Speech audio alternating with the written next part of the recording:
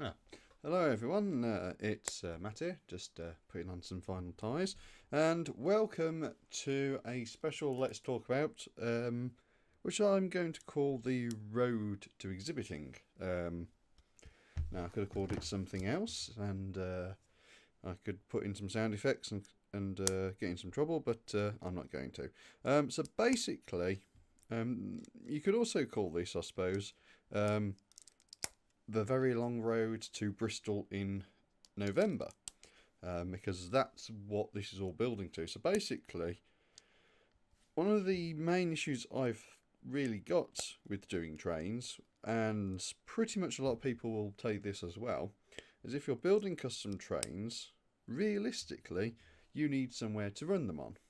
Um, so be that a loop of track, be that a fully detailed layout, you generally speaking need something to show them off at their best.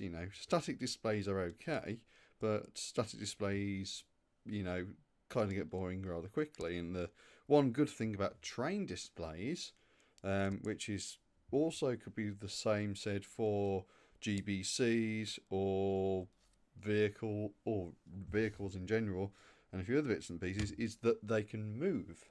And the great thing about trains is that, unlike say a GBC, which is static with movement, trains actually move physically as well. So it's not just moving a ball from one point to another and then maybe going up and then across or going down or whatever.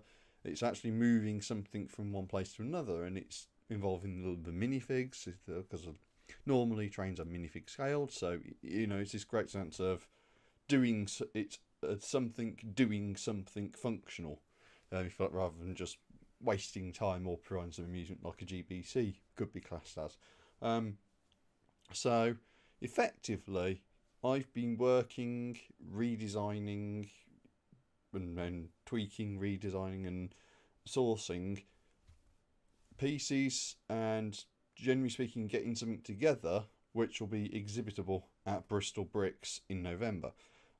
So the plan is, and it's not a very long-winded plan, that I've done a general layout schematic which will be on the screen now through the magic of video editing.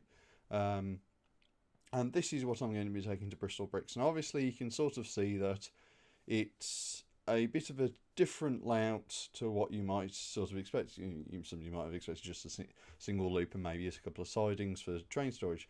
This is actually going to be a operating and exhibitable layout in that sense, in that you can actually run multiple trains at the same time. Not necessarily doing loops at the same time, but you can certainly have one train doing a actual circuit, and then you can have another locomotive switching cars into the warehouse or doing that sort of stuff. So there is something you can actually do with the layout other than just running trains.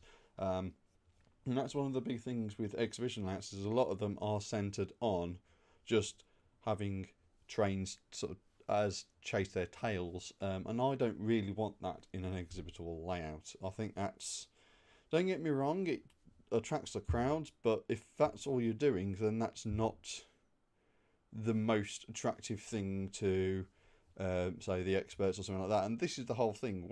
Once this thing has been built, effectively, I want to be able to get it to other shows as well.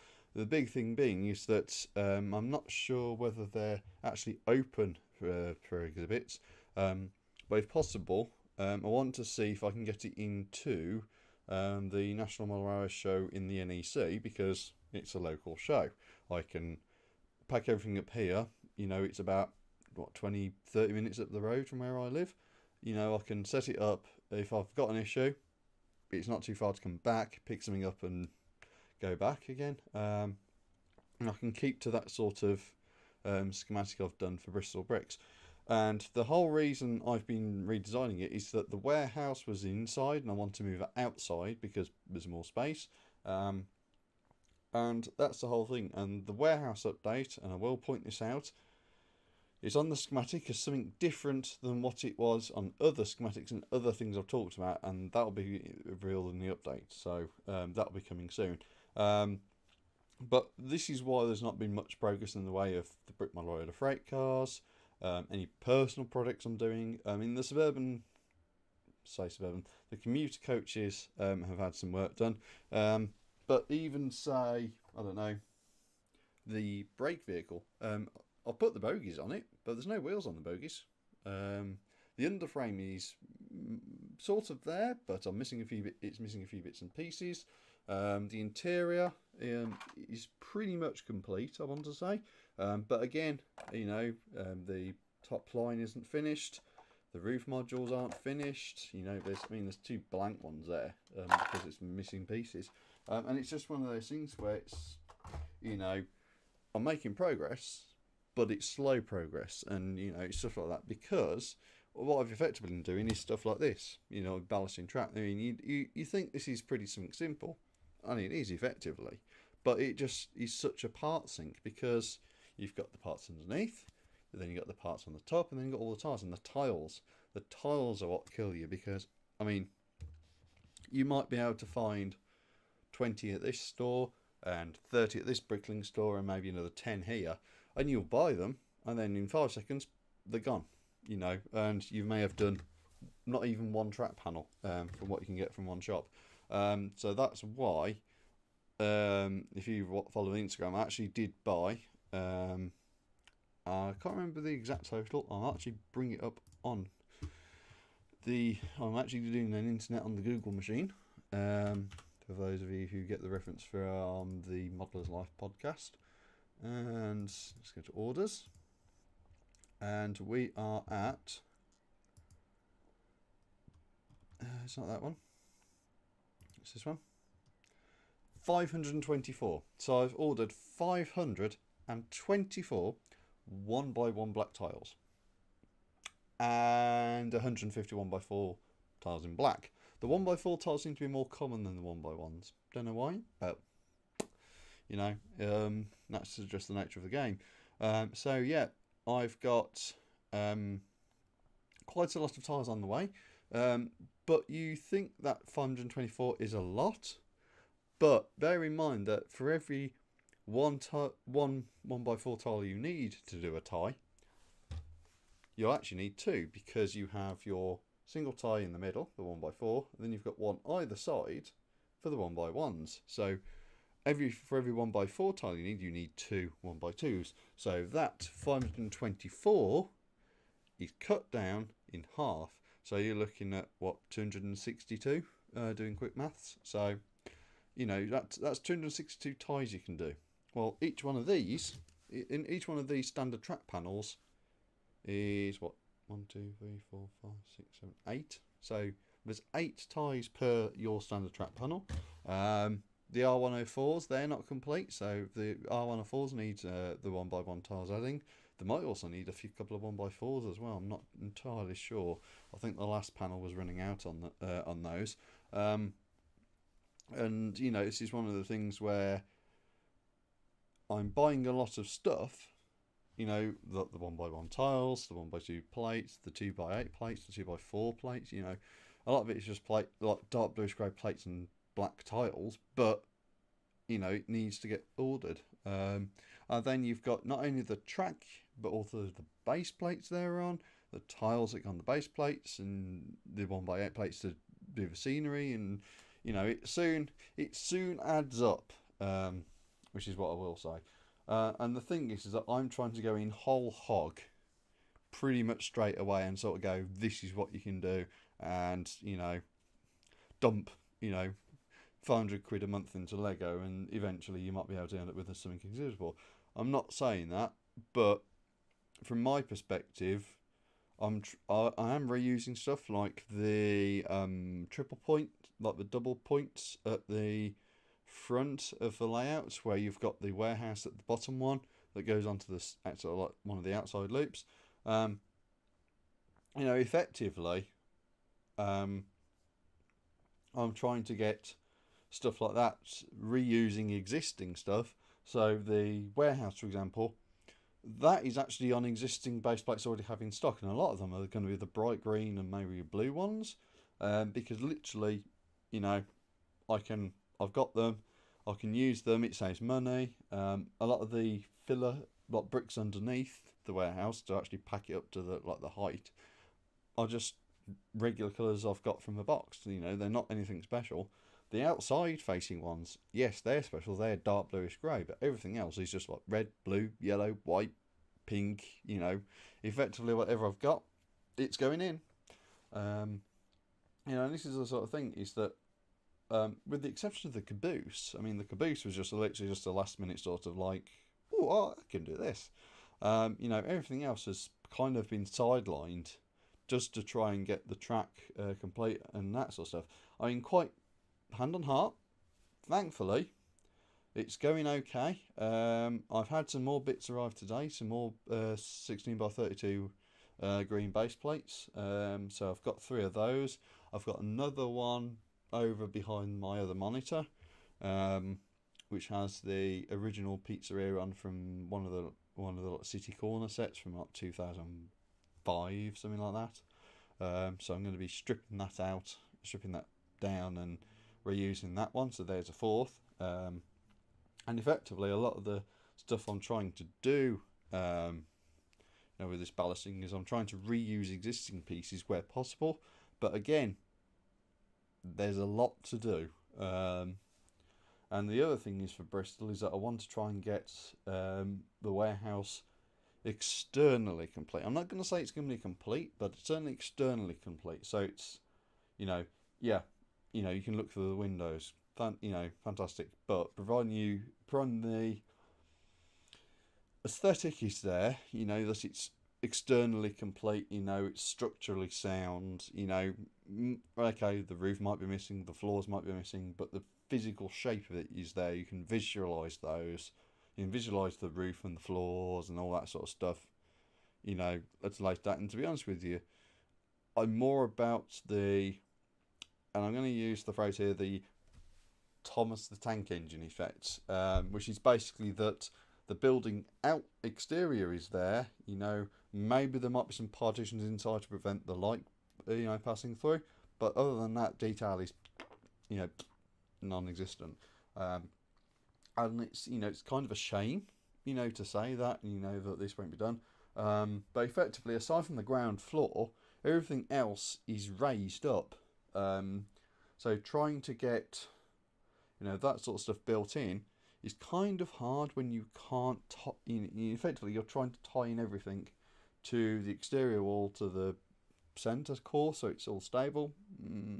It's doable, but it is hard. And at the end of the day, I'm trying to get it sorted where, you know, there's pillars in the middle supporting the floor and all this sort of stuff. And, you know, I've got to make sure that there's enough leeway, you know, for it to be realistic and prototypical, because you wouldn't want a pillar in the middle of where you're trying to take goods in and out of a door. For example, you know, you don't have a door and then equivalent to 10 feet in, there's a pillar.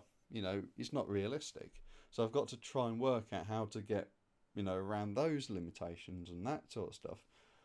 You know, and it's not the easiest of things to build a warehouse. I mean, it sounds great, but, you know, I'm limited to what I can do on the base plates, and then because it's exhibitable, it's got to be modular, so I can't exactly build it as one big building in a corner.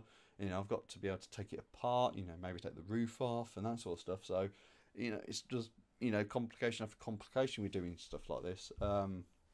So, realistically, for Bristol bricks, I mean, I've got all the R104 curve track I need. I've been in discussions with Tech Brick about the R88 curve track. I've put another order in for another pair of right-hand turnouts.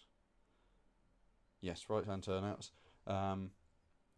And, you know, hopefully, you know, once, because that's a full loop of R88 as well, more than from Tech Brick, not just a standard half loop, which is on the diagram.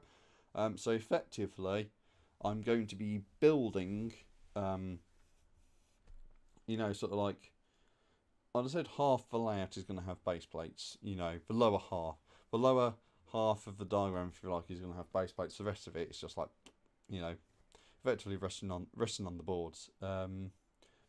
Because, you know, that bit at the back is effectively just, you know, the stock changing thing. You know, I'm not actually going to be, using it for anything.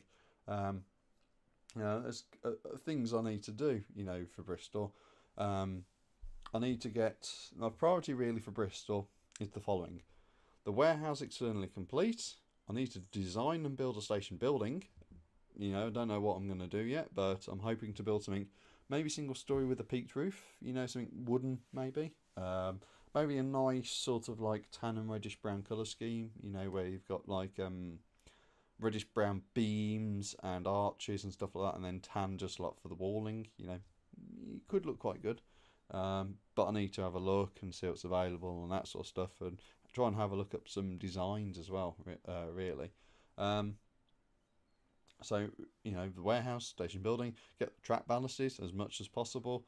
And I'm starting on the triple switch, I say triple switch, the triple line configuration at the bottom of the layout, right by the warehouse. So I've actually got the bit that connects between that bit and the warehouse in progress, which will be part of the warehouse update. So I'm going to get that sorted. I've got to ballast the points.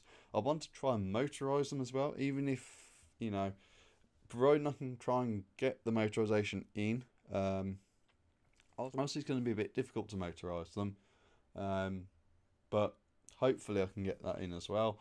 I'm hoping to be able to at least get the 4 turnouts to change, the from say the outer loop to the inner loop. I'm hoping to get those done. So you're looking at 6 motorisations for that. Well, 4 minimum, because you'll obviously need one to go out and then the other one to go in. But if I can motorise the double crossover, that's another 4-point motors gone into that, and all the gearing, the mechanism, and that sort of stuff. And the thing is that the thing I'm looking at, or the way somebody else has done it, is that they're using the mill system, which actually has an extra brick in depth, and I'm using the pen lug one. So I've got to try and work around that limitation and work a bit smarter in that aspect. So it's not easy. But it's one of the things, and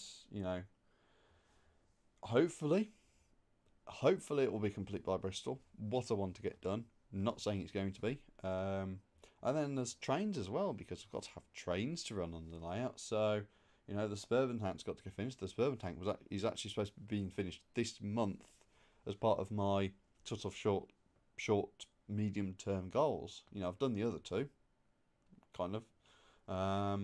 But I need to get that sort of sorted, and effectively it's just ordering more pieces, more money. Going into that. It's not the never-ending cycle. Effectively, buy this, right? Got that done. Need to get this. Need to get that. Need to get.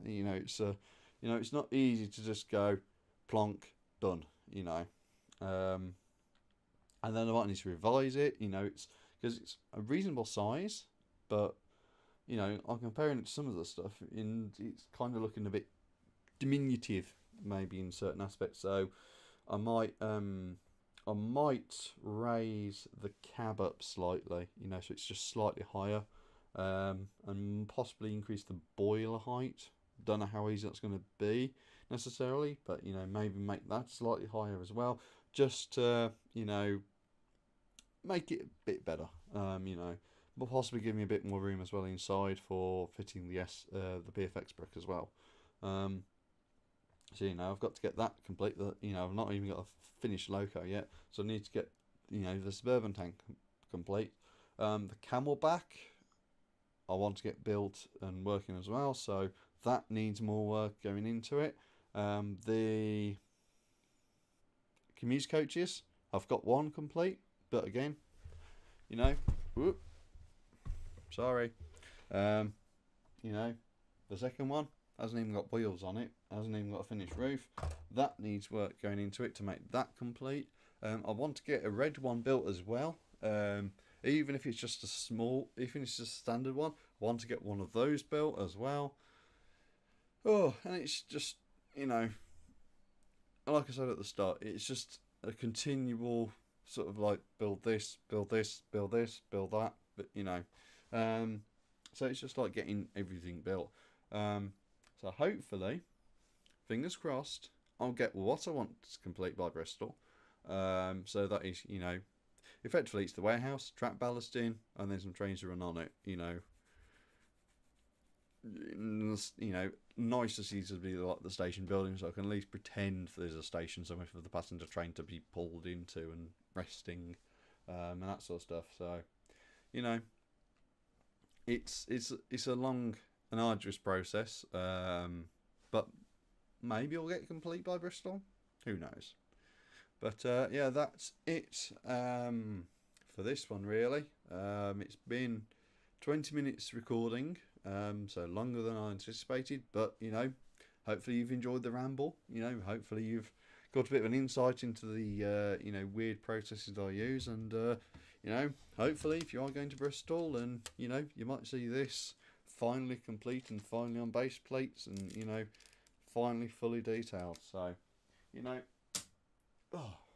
that's it for this bit, and I think it's time for some lunch now. So that's it for now, and see you later.